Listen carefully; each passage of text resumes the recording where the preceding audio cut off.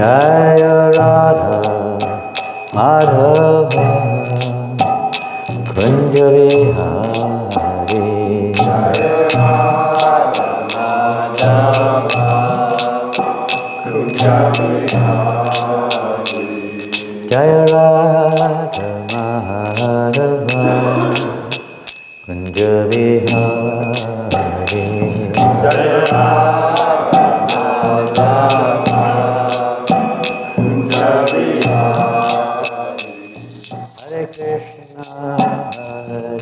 Krishna, Hare Hare,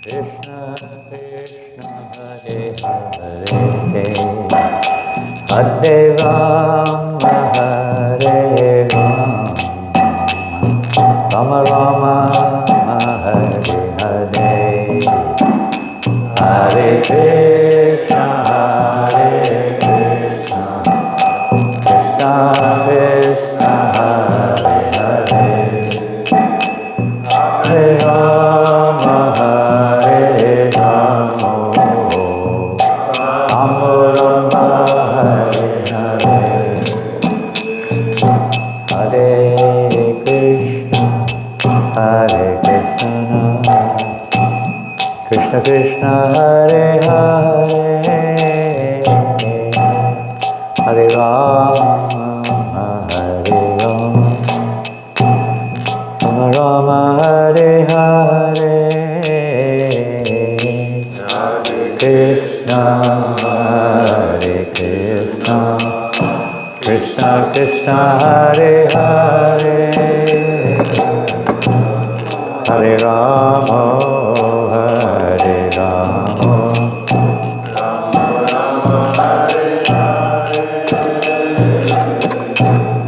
Hare Krishna, Hare Krishna, Krishna Krishna, Hare Hare,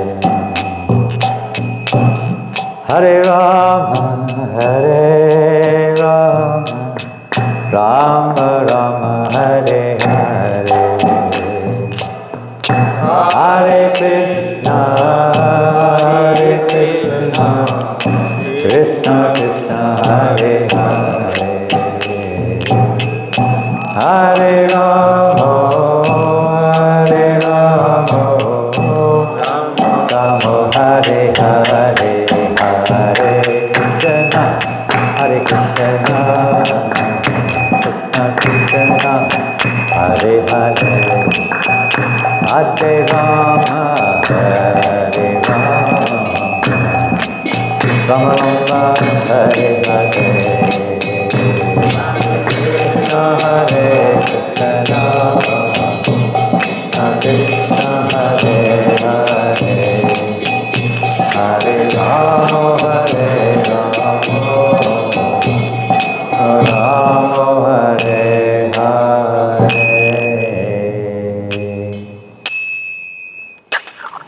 Jai Om Vishnu Pada Paramahamsa Parivrajacharya Statas A.C. Bhaktivedanta Swami Prabhupada Ki. Shri Prabhupada Ki Jai. Shri Shri Gaunitai Ki. Shri Shri Jagannath Dev Subhadra Ki. Shri Shri Radha Govinda Ji Ki. Grantaraj Bhagavatam Ki. Agora Premanandi. All glories to the assembled devotees. All glories to Shri Guru and Guranga. All glories to Shri Prabhupada. Nama Om Vishnu Padaya Krishna Prasthaya Bhutale. Srimate Bhaktivedanta Swami Iti Namani.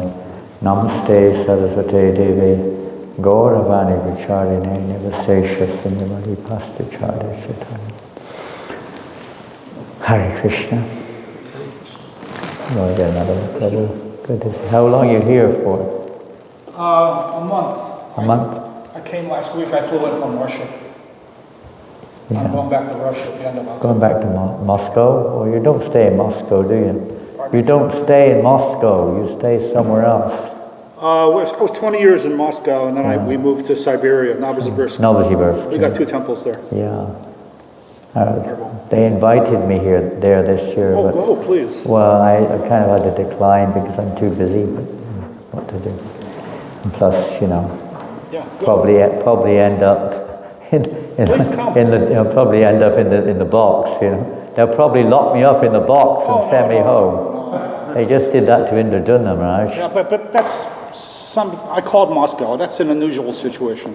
That's not going to happen to everybody. No, I don't know what the details It are. happened to Prabhu Vishnu, it happened to Bhakti Vikash also. Don't be afraid of coming. Oh, I'm not afraid of coming, don't worry about that. Time is the element. Om Namo Bhagavate Vasudevaya. Om Namo Bhagavate Vasudevaya. Om Namo Bhagavate Vasudevaya. Om Namo Bhagavate Vasudevaya. Om Namo Bhagavate Vasudevaya. Om Namo Bhagavate Vasudevaya. We're reading from the Srimad Bhagavatam, Canto 4, Chapter 11, text number 18, is that correct? Text 18. The title of the chapter is Swayambhuva Manu advises Dhruva Maharaj.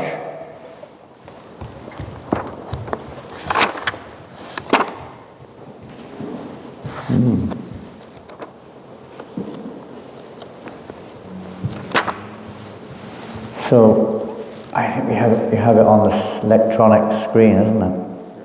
Great, wonderful. Saha kalu idam bhagavan kala shaktya gunapravahena vibhakta viryaha karoti akarta eva nihanti ahanta cheshta vibhumna kalu durvibhavya sakalvidam bhagavan kala shaktya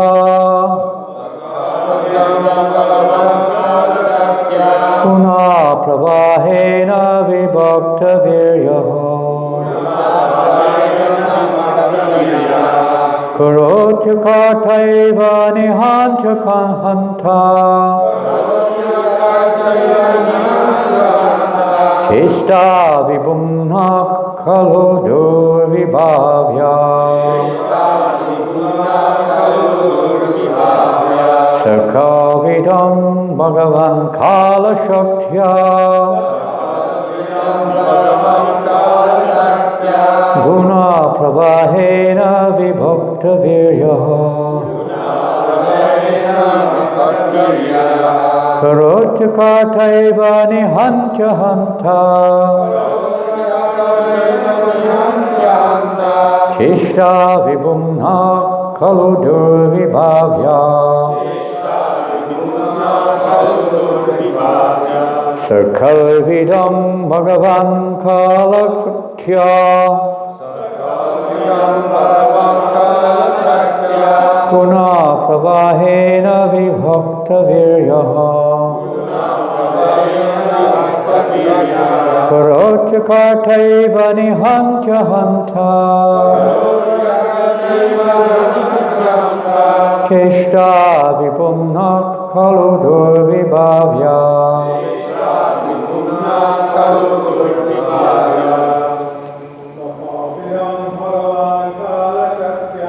Sarkalvidam bhagavan kala shaktya Guna pravahena vibhakta viryaha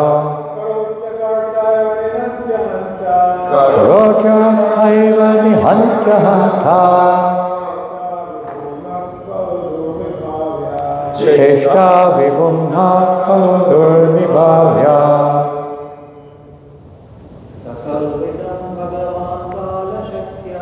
Sakalvidam bhagavan kala shaktya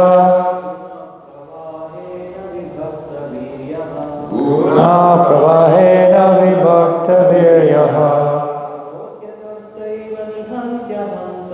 Karotya kartaiva nihantya hanta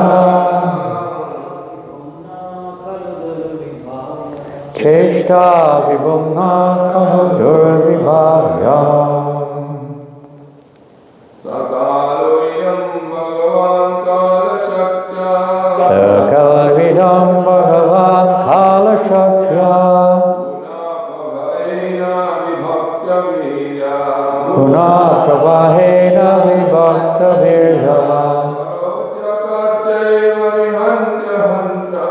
Karotyakartaiva nihantya hanta.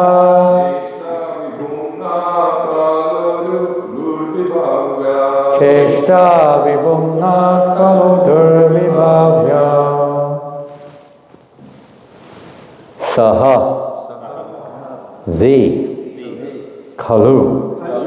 However, idam, this universe, Bhagavan, the personality of Godhead, Kala, of time, Shaktya, by the force, Guna Pravahena, by the interaction of the modes of nature, Vibhakta, divided, Viryaha, whose potencies, Karoti, acts upon, Akarta, the non-doer, Eva, although, Nahanti, kills, Ahanta, non-killer, Cheshta, the energy, Vibhumnaha, of the Lord, Kalu, certainly, Durvibhavya,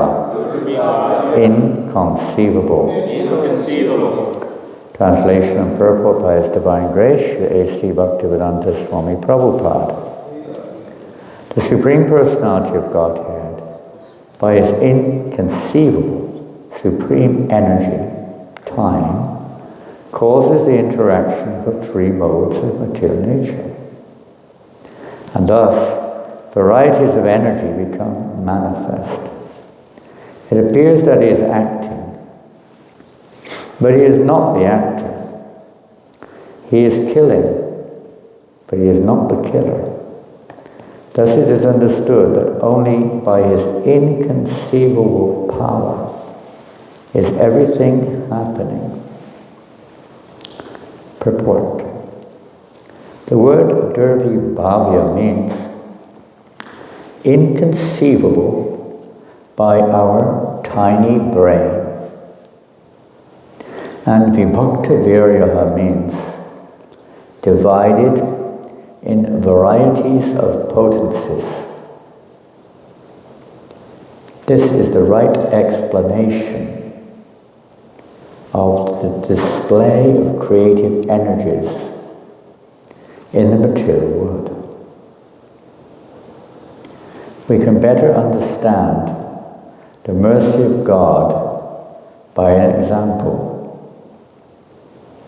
A government state is always supposed to be merciful, but sometimes, in order to keep law and order, the government employs its police force,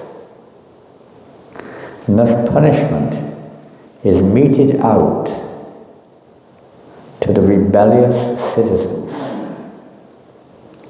Similarly, the Supreme Personality of Godhead is always merciful and full of transcendental qualities. But certain individual souls have forgotten their relationship with Krishna and have endeavored to lord it over material nature. As a result of their endeavor, they are involved in varieties of material interaction. It is incorrect to argue, however, that because energy issues from the Supreme Personality of Godhead, He is the actor. In the previous verse, the word nimitta matram indicates that the Supreme Lord is completely aloof from the action and reaction of this material world. How is everything being done The word inconceivable has been used. It is not within the power of one's small brain to comprehend. Unless one accepts the inconceivable power and energy of the Lord, one cannot make any progress. That's quite a statement, isn't it? Unless one accepts the inconceivable power and energy of the Lord, one cannot make any progress. It's actually a statement of Jiva Goswami in the Sandarbhas. Unless we accept the inconceivable power of the Lord, we'll never understand. You can't understand him. He doesn't reveal himself. As Prabhupada is saying here, with our tiny brains, what can we understand about these inconceivabilities of, here we're just doing a, you could say, interaction with the material energy and creating various forms and actions and reactions within this world by the influence or by the power of time. So many effects are there, and so many interactions take place in the form of not just creative ones, but experiential ones. The living entities fear, the living entities happiness and distress, their emotional reactions when faced with various objective combinations before them, either that of people or objects around us which cause emotional reactions. These are all under the sway of time. And of course karma from the individual goal, purpose or the individual person's point of view. The forces which act are certainly set up by the Supreme Personality of Godhead, but he is always aloof from their action and reaction. Prabhupada mentions nimitta matram. Now that word is mentioned in the Bhagavad Gita, and perhaps some of you know in the Bhagavad Gita where those words are mentioned. Do you remember?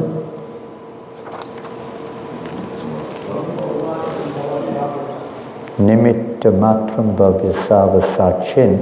And what does that refer to? Krishna is speaking to Arjuna. He's telling him to be what? Pardon? Be an instrument. Be an instrument, Arjuna. Arjuna was thinking himself the doer.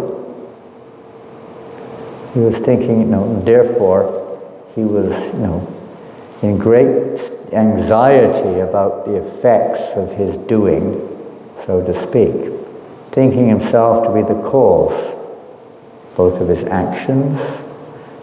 Yes, it can be said the soul is one of the causes, but not the primary one. And also the reactions. Arjuna was seeing himself in the center, basically. So Krishna said, Nimittama, be an instrument. In the previous verse, it referred to the Lord being the remote doer. Not the direct, but the remote. Everything goes on by his will, but he doesn't have to do it, so to speak. And see where Prabhupada goes on. So like that, Arjuna was like instrument for the will of the Lord. To Arjuna, Krishna's will to be enacted. That's the nature of a devotee. A devotee doesn't think, I'm doing this, I'm doing that. A devotee feels himself the instrument of the Lord's will. He voluntarily takes that position, accepts that position to enact the Lord's will. In some ways, we're kind of, it's not necessarily such a good example, but we're acting on the stage or acting under the direction of the, whoever the director is, the one who is organizing the drama. The forces which act are certainly set up by the Supreme Personality of Godhead. Have we read that? Yes, we started the variety of energies. Where do we get to? The varieties of energies produced by the interaction of material nature produce the varieties of species of life and their resultant happinesses and unhappiness. How the Lord acts is nicely explained in the Vishnu Purana. Fire is situated in one place, while the heat and light produced by the fire act in many different ways. And what different ways will or could we say, the heat and light act in different ways? Which gives some examples. Yes, you know. They could act favorably or destructively, for example. But that's one, definitely, as far as the experience from from personal experience at least. You could also apply that in terms of, you could take a knife as an example also, of course. It could be applied favorably or unfavorably. Give an example of favorable or unfavorable. The fire. So it could be used to cook or to warm a home, or it could be used to destroy a building. Yes. A simple example, or a forest or whatever it may be. Heat is needed for the trees to grow, but it can also destroy the trees. We all need heat, but if there's too much heat, then we have a problem. Another example given is that the electric powerhouse is situated in one place, but by its energies, what happens? Similar example, the electric powerhouse disseminates the electricity to all the various units, different places. So in regards to this example, you may get the electricity may charge of a refrigerator, isn't it? You get very nice cold refrigerator or an air conditioner or electric fan cooling down, but that same electricity, and there's a different type of transformation you could say through the various, I don't know much about it, electrical engineering, but through some kind of transformer of some kind or machinery, produces heat. The same electricity, isn't it? Or it does something like that, it charges a machine, whatever. Charge your car, different things. Many different types of machinery move. The production is never identical with the original source of the energy. But the original source of energy, being the prime factor, is simultaneously one with and different from the product. Therefore, Lord Chaitanya's philosophy, Achintya Bheda Abheda Tattva, is the perfect way of understanding. And what does that mean? Achintya Bheda Bheda Tattva. Inconceivable oneness and difference. Yes, thank you. Inconceivable, that's the word mentioned a few times here in this verse. Inconceivable. It means beyond our means to conceive. We can accept, not accept, but it's not within our power to conceive. If the Lord reveals it, so He may, but it's not within our power to conceive or to understand the nature of the Supreme Personality of Godhead or His multiple energies. In this material world, the Lord incarnates in three forms as Brahma, Vishnu, and Shiva, by which He takes charge of the three modes of material nature.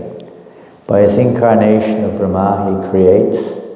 As the incarnation of Vishnu, He maintains. And by His incarnation of Shiva, He also annihilates. But the original source of Brahma, Vishnu, and Shiva, Garbhodakshai Vishnu, is always apart from these actions and reactions of material nature. It's a very big topic, and many angles to be taken.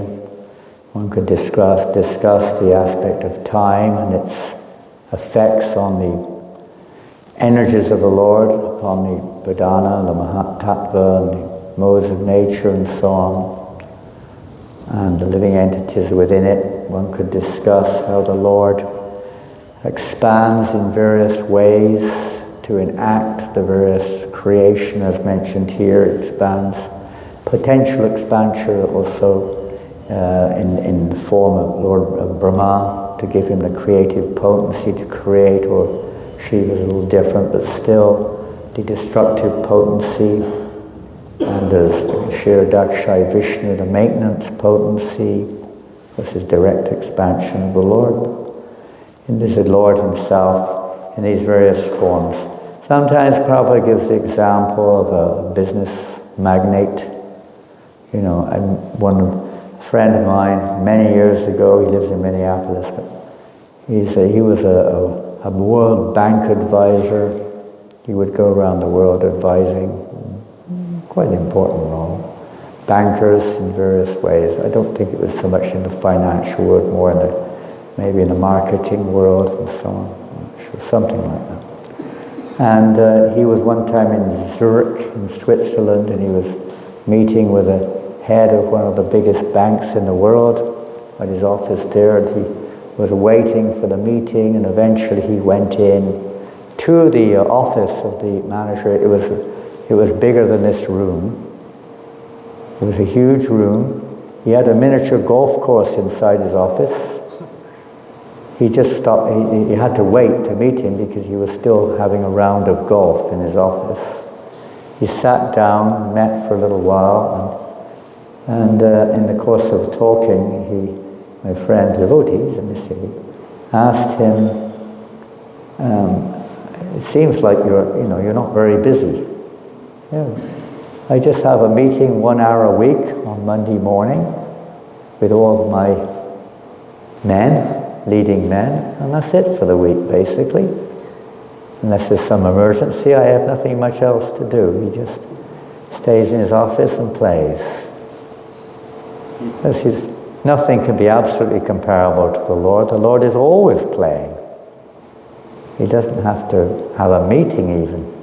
He has his meetings, but they're all meetings for playing in the forest, or looking after the cows, or rendezvous with his, intimate associates, or, interacting with Mother Yasoda, and so on. But tonight, the material universe is, all of the expansions, even the Vaikunthas, everything, he has his expansive, you could say, forms, whereas he himself is aloof from all of this.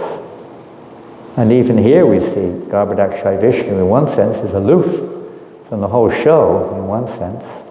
Although we did read the other day in I can't remember what it was, one class we were giving, I think it was maybe yesterday or the day before, how the whole show is for the pleasure of the Lord.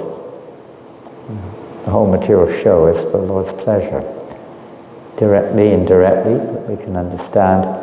Well, it may be seen in the form of time as being some distant understanding there from our perspective to help us to come back to his lotus feet, to bring us back, or as Prabhupada says here, the same government may create a prison house for the errant souls. Not that necessarily they enjoy it exactly, but it has its purpose. It's supposed to be a reformative purpose. The original source. But I think what we'll do is we'll talk the little time we have. I don't know the time, it's behind the scaffolding there. What is the time? 9:35 or something? 8:32. 8:30 is. I can't see it properly. Pardon? 8:32 or something. So we have a little time. So I'm going to read something, if possible, in this regards. The inconceivable nature of Godhead, Achintya Shakti, how he's unseen within this world, you could say. Sometimes Prabhupada would give the example even of a tree. A tree. We can see the tree, but can we see the source of the tree? What is the source of the tree? Seed. Or you might see the seed being reproduced on the branches, but you can't see the seed that produced that tree.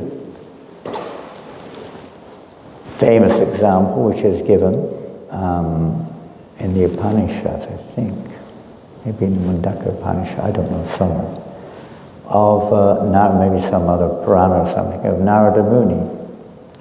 Prabhupada tells this story of when Narada Muni, he was traveling, as he normally does, throughout the Lord's creations. He has a mission. He has a very specific mission to, as an instrument of the Lord's will, to help others back to Godhead. So he was traveling. He came upon a Brahmin, very educated, qualified from a material point of view, Brahmana. And the Brahmana was very happy to receive him. Oh, respects, Narada Muni. Please accept my respects. And Narada dutifully offered his to the Brahmana. And the Brahmana asked him what was his business. He said, actually, he's passing by on his way to Vaikuntha. Haribol Ram Rao Prabhu. Hare Krishna. Haribol. See you. Hare Krishna. On his way to Vaikuntha. And the Brahmana was very curious. Oh, see Lord Narayan? Yes. I've just got one question on my mind. Could you please ask the Lord one thing, just to confirm, I'm a very qualified Brahmana, I'm very learned and so on.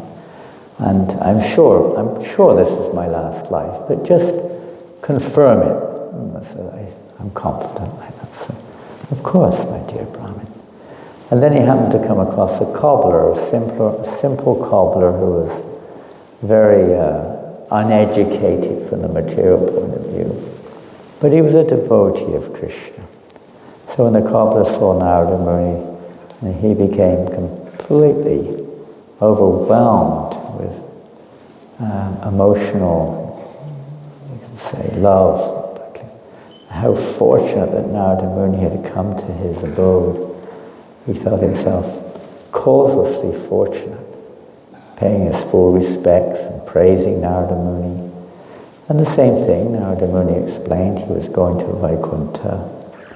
And the Brahmin, out of humility in one sense, but curiosity maybe, requested Narada Muni, please, could you possibly ask the Lord if ever I'll be qualified to ever become, an actual devotee? I'm so sinful, I'm so fallen. Will it ever be possible? Of course, my dear cobbler. So when Narada Muni went to Vaikuntha, then he met with Lord Vishnu, Lord Narayan rather. He explained the situation. He met these two personalities and they requested this of Lord Narayan. So Lord Narayan said, yes, you can go back, you can tell the Brahmin that he will have many, many lifetimes in this material world. And you can tell the cobbler this is his last lifetime. Narada Muni was a little surprised. From the material point of view, you'd certainly have thought differently. So then, seeing Narada Muni a little surprised, Lord Narayan said, well, when they react to that answer, or when they ask you what the Lord was doing, you can tell them I'm threading an elephant through the eye of a needle. And see their response. So Narada Muni wasn't quite sure what to make of it maybe, but he went back to the Earth planet after some time. And sure enough, he came across the Brahmin. The Brahmin was eager to see him. Oh, welcome back, oh great sage Narada. Please accept my respects.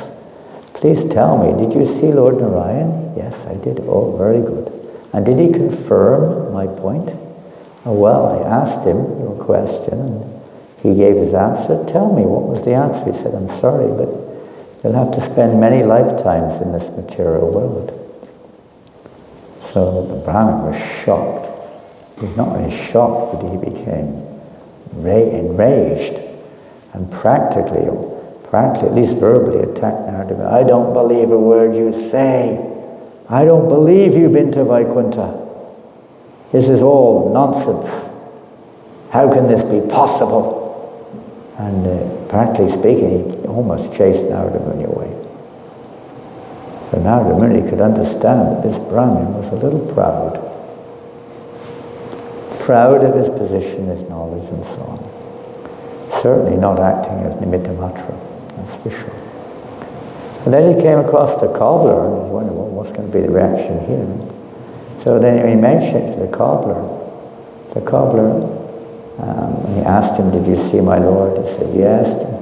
Did you put my question to him? He said, yes. And what were the words of my Lord? Will it ever be possible for me to go back to Godhead? And he said, I have no words. The Lord said, in this lifetime you're going back to Godhead. The cobbler couldn't believe it. He was absolutely stunned. How is it possible? I'm so fallen. Oh, my Lord is amazing. Backtrack to the Brahmin. The Brahmin said, okay, if you've actually been to see Lord Narayan, tell me then, what was he doing? And when Narada Muni mentioned what the Lord said, that he's threading an elephant through the eye of the needle, then the Brahmin became outraged, shouting, nonsense. Nonsense, you made this up, you've definitely not gone to see Lord Narayan. When the cobbler then heard that he was going back to God, he couldn't believe it practically. He said, never mind about that, I'm not qualified, just tell me please, tell me what is the Lord was doing, let me hear about the Lord.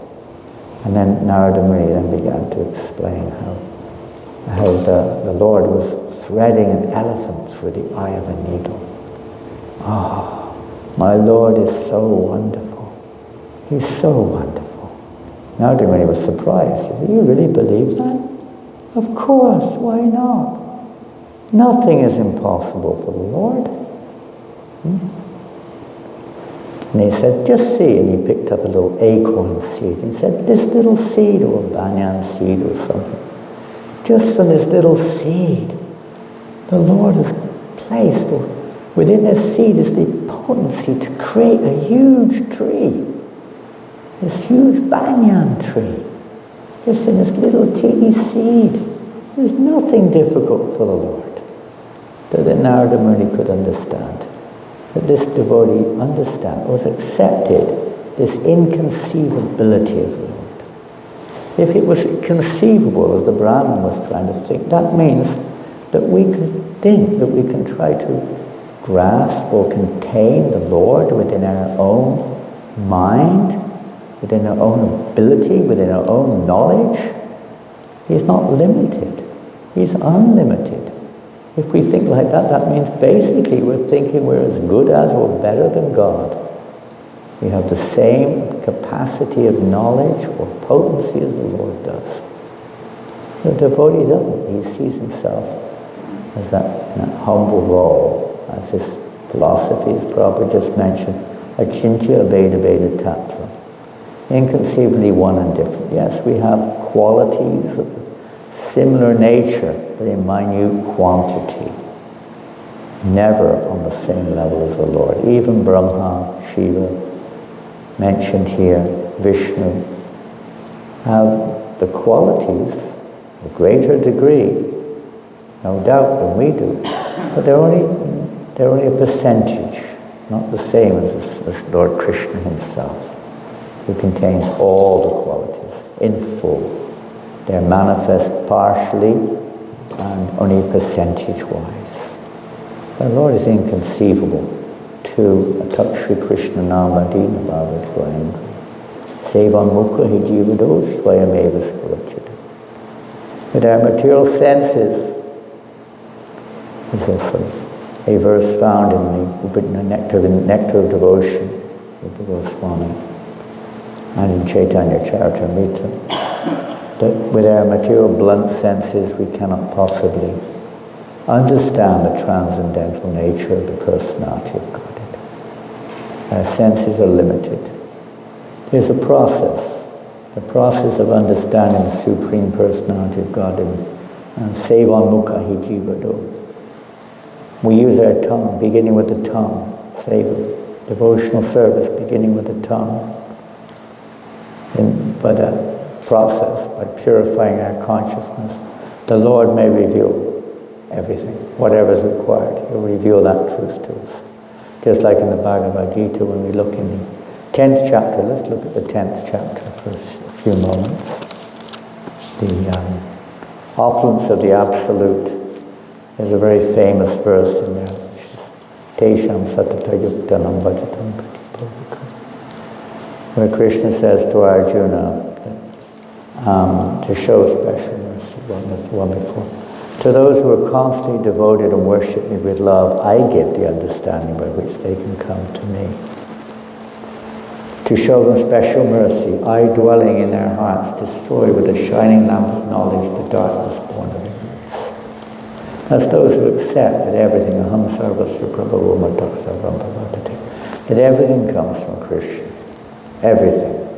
Directly or remotely, but everything comes from Krishna, no matter what it is. For those who accept that and put Krishna in the center, then Krishna gives the understanding. It's not that we, on our own, can force our way back to God, force our way out of the prison.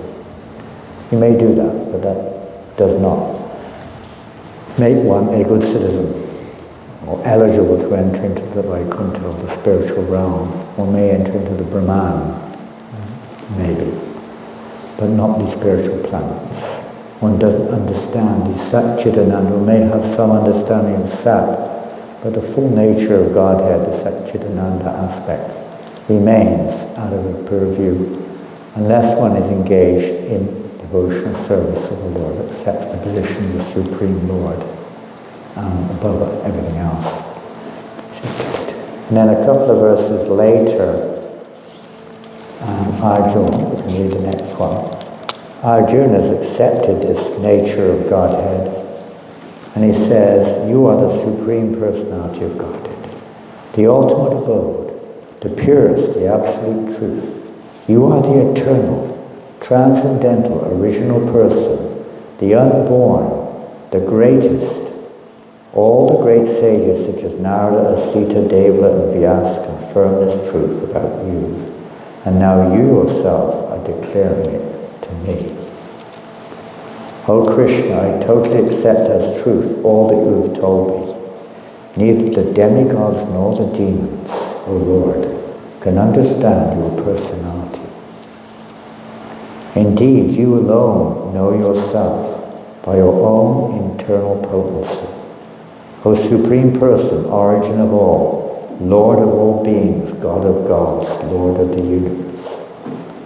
So with material potency, how can we can't even understand the material energy, or the effects that we just heard of time, or the workings of karma, or to speak of consciousness. It's a spiritual, it comes from the spiritual plane, but these things are perplexing to the biggest brains, constantly changing their understanding of a minute portion of this material energy, and they're so proud and they bewilder people. I'm not sure if it's today or tomorrow when Bhakti Swarup Damodar Maharaj's Tirobhag. Does anyone know? In New York? Is it tomorrow, Bhakti Swarup Damodar Maharaj's disappearance date? Either today or tomorrow, it depends on which part of the world we're in. It was today in Vrindavan. And I listened to one or two devotees speaking, Dinabandhu Prabhu. Oh, Prabhupada, so much liked Bhakti Swarup Damodar Maharaj because of his humility. Yes, he was a scientist, you could say for sure, he was qualified in some form of scientific world, Prabhupada called him Mr. Scientist. But his humility was that he just accepted Srila Prabhupada. He was nimitta matra. He was an instant for Srila Prabhupada's will, for his mission of preaching Krishna consciousness, of trying to enlighten the scientific world of the reality, the transcendental reality, not just the partially understood reality of this world, very fragmental. And he set the scene, set the the standard to address this misunderstanding that matters, that everything comes from material reactions. They're constantly changing that. They're like, sometimes they say it's a big bang. The big bang.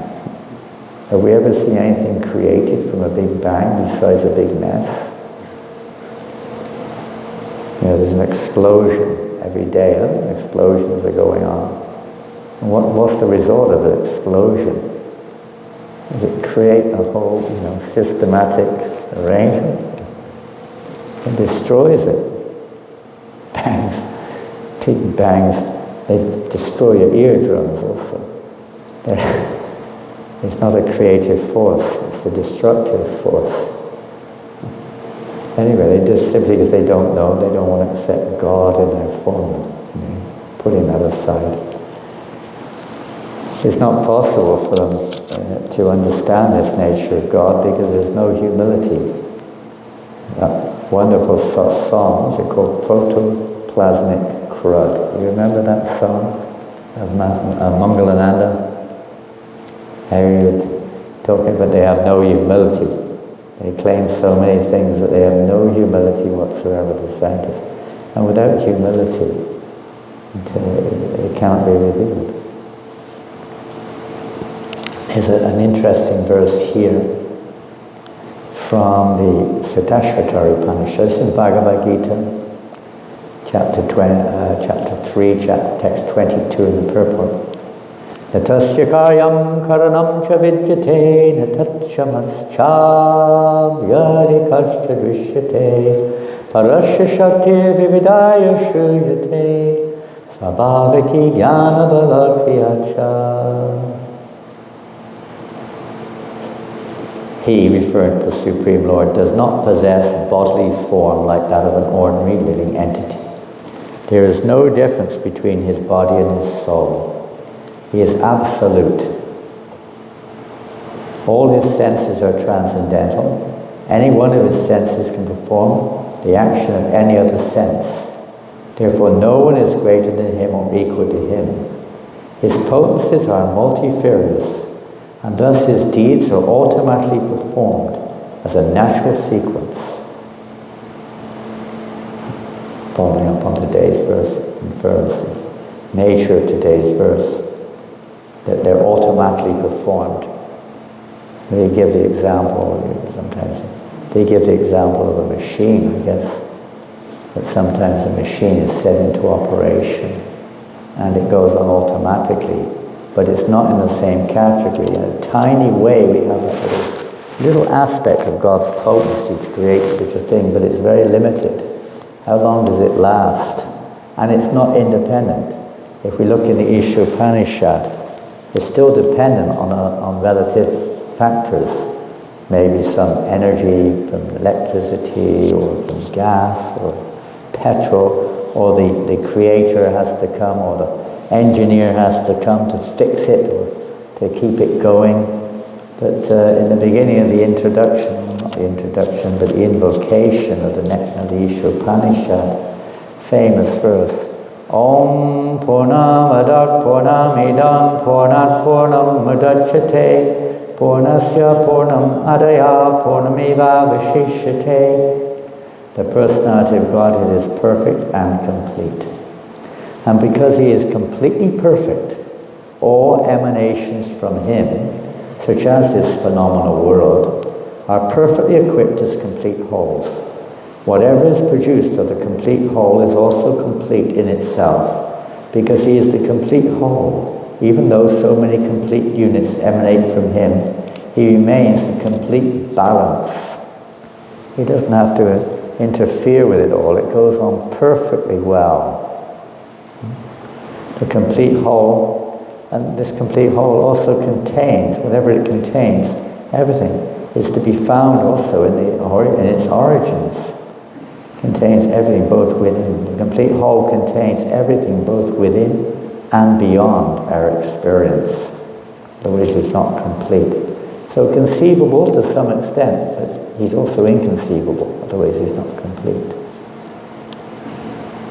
He's personal and he's impersonal. Everything's there in the Supreme Lord. All forms of incompleteness, Prabhupada says, are experienced due to the incomplete knowledge of the complete whole.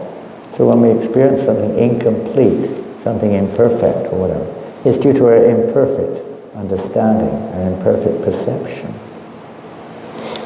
So that principle of becoming Mukham, no, what is that verse we just, Atat Shri Krishna Namadi, that by beginning with the tongue, devotional service, Mukham, beginning with the tongue, our senses can become purified by the Lord's grace. He reveals himself. If in this human form of life, of full consciousness, the living entity does not realize its completeness in relation to the complete whole, that means our spiritual relationship with the Supreme Whole, he loses the chance to realize his completeness and is again put into the evolutionary cycle by the law of nature. So this is not our completeness. We may think we're complete in this human form of life to some extent, but this is not at all complete. It's just like a dress around the actual soul, and we're completely ignorant of our spiritual nature. Suffering in this material world, repeatedly.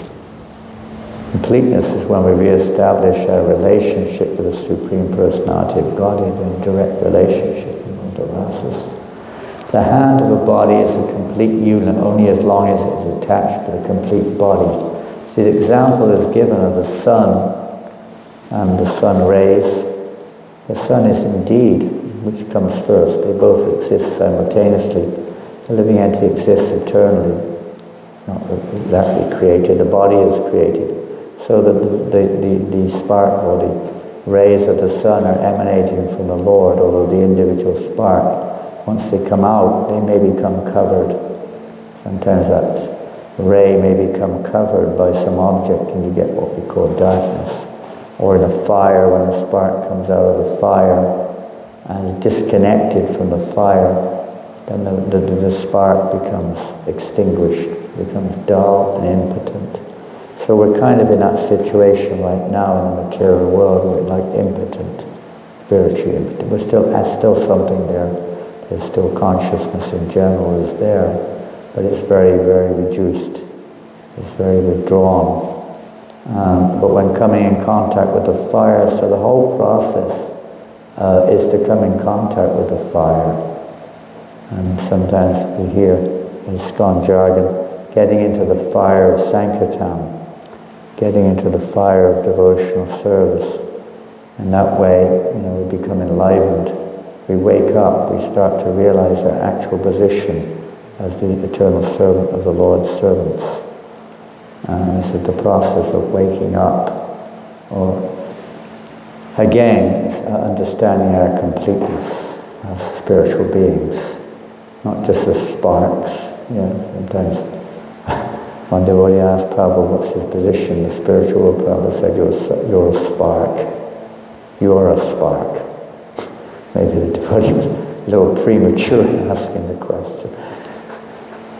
The spark sparkles in so many ways when in connection with the Supreme Lord. It's not just a spark on its own, as the Brahmajyoti concept is there, but in relationship with Krishna, the devotee sparks to bring pleasure to Krishna. The Sankirtan movement is the movement to bring pleasure to Krishna, to enter into that consciousness, that atmosphere where everything is for the pleasure of Krishna. And in that situation, Krishna repeats to Arjuna several times, only by devotional service. If we look at the 12th chapter of the Bhagavad Gita, the universal form, right at the end of that chapter, the Supreme Lord says, very difficult to behold this form, Krishna says. The form you are now seeing with your transcendental eyes cannot be understood by studying the Vedas, nor by undergoing serious penances, nor by charity, nor by worship. None of these means can I be seen as I am. My dear Arjuna, only by undivided devotional service, pure devotion, can I be understood as I am. standing before you and can thus be seen directly. Only in this way can you enter into the mysteries of my understanding. Prabhupada makes the quotes in the verse again from Shvetashvatara Upanishad, Yasyadevi Prabhakti Yatadi Vetitava Tasyata Yatita Karta Prakashante Mahatmanaha. That only one who has unflinching faith or devotion to the Supreme Lord and is directed by the spiritual master in whom he has similar unflinching faith, only he can see the Supreme Personality of Godhead by revelation. The Lord reveals himself. This is the nature. And this is knowledge, this Rajavidya is transcendental knowledge is revealed by the Lord of our own identity, who we are. The Lord reveals it when we cooperate, when we follow his pure devotee of the Lord, follow their directions. The Lord then reveals himself to the one he chooses. I don't know that verse, I've forgotten. Maybe I've got it here. I don't know. I did see it this morning, but I don't know what it is. How the Lord only reveals himself to the one he chooses. You can't just, like the Brahmin, you can't just make him reveal himself. The Lord chooses, but he chooses according to the surrender. Yayatamam papajite. As they surrender unto me, I reveal or reward them accordingly. This is the process. Taking shelter of our spiritual master, taking shelter of the process of devotion, and mamchayoga vicharan, and staying fixed. Don't stop. Unfailing in all circumstances. One can transcend this modes of nature and attain a platform of Brahman, Brahmabhuta Prasnatma. On that platform then real devotional service begins. We're working under the guidance of real devotional service as manifested by the pure devotees. So staying in that position unfailingly, then that will be revealed. It will naturally evolve in our hearts in time. Time is up, 9 o'clock. Any comments or questions? The inconceivable nature of Godhead. There are so many verses discussing that. Queen Kunti in the first canto, I believe, in her prayers also talks about that inconceivable nature of Godhead. Ishopanishad. Look at the 5th verse, I think. Ishopanishad, how the Lord walks and doesn't walk. In all these various seeming contradictions, all contradictions are resolved or reconciled in the inconceivable nature of Godhead. Impossible to understand all these things with our puppy brains, Prabhupada would sometimes say, their limited senses.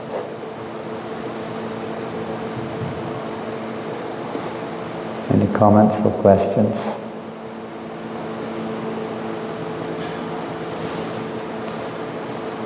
Hare Krishna, thank you all very much. Thank you for wonderful to be with God brothers and sisters and devotees and Prabhupada's family, with Ram Roy Prabhu, who's keeping the flame of Sankirtan burning every day here in New York. An example for the whole world. We're doing the same, not on a very small scale now in Paris. Every day of the week, Harinam Sankirtan is going out with books. Small scale, it's going on. And in different parts of the city and in London. These 3 major cities, I think pretty much every day in London, Sankirtan's going out there also. And Harinam Sankirtan going out every day. Paris, London, New York. 3 major cities of the world, in one Western world. Are you still based in Sarcelle? The temple's still in Sarcelle, yeah. Are you still there? Pardon? Are you still there in Sarcelle? You saw me there? Yeah, we met there. Yeah, the temple's still there. And maybe one day, see when we're ready, Krishna will decide time is right to move. It's a really tiny little temple in one of the lowest areas of Paris, but what to do? We have a garden at least, which which is quite a credit, quite an asset. Every day the boys go on the train into the city, 45 minutes, an hour, like not much different than here in some ways. Into the heart of the city and chant the holy names. Sometimes they go to the marketplaces, distribute books, chant Hare Krishna, distribute prasadam whenever possible. Try to engage the congregation as much as we can. And wherever we go, we try to carry books with us. You never know who you meet. I think on the way here, and we didn't make much effort, but 6 books were distributed from where we were staying to here on the train. We went to a Rath Yatra a couple of weeks ago in Brighton, and the Sanktam party in London, book distributors, went by train. They could have gone by van, but they decided to go by train. They distributed about 40 Gitas on the train on the way to Rath Yatra. Trains are really good for Sankirtan. Paris, the biggest book distribution is done on the metro, called subway. Yes. People have sat there. It's not very, in New York, I was just marveling at how austere the undergrounds are. The subways are so austere. They almost look like prison cells almost, you know. They're so old, and a little dark, dingy. You know, the devotees going out on Hari now in the winter down in those subways. I mean, God, that's really sacrifice. They're a little bright and shiny in Europe. At least that much. Somehow or another, taking this message into the darkest regions, the heart of Kali, right into the heart of the battlefield. Well, for the Kali, it's not as a playground, but for the people, it's like a battlefield, and for the devotees, it's a transcendental battlefield. Okay, thank you all very much. Srila Prabhupada ki jai, Grantaraj Srimad Bhagavatam ki jai, Gaur Prem Nandini. Jai.